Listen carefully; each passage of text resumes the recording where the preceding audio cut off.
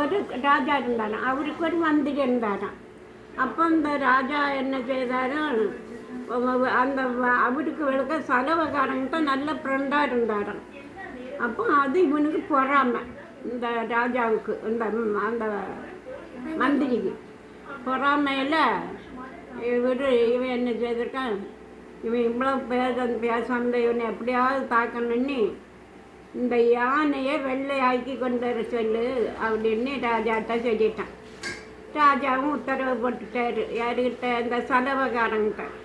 அப்போ அவர் 1 நாள் 2 நாள் டைம் கொடுங்க அப்படின்ட்டு போயிட்டார்.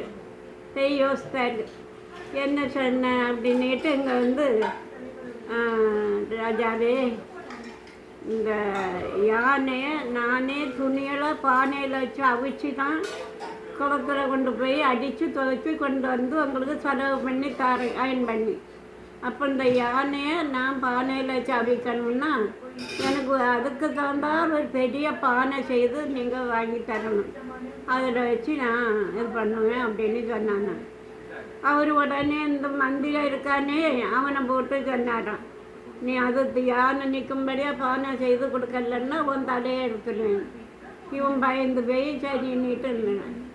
அதுக்கு பிறகு இவன் போய் ராஜாட்ட, இந்த சலபக்காரன், ராஜாவே இந்திரலோகத்து இந்திரன் காமிச்ச இந்திரன், அவனுக்கு யானை தான் வெள்ளையானது, நம்ம யானை கருப்பு தான்.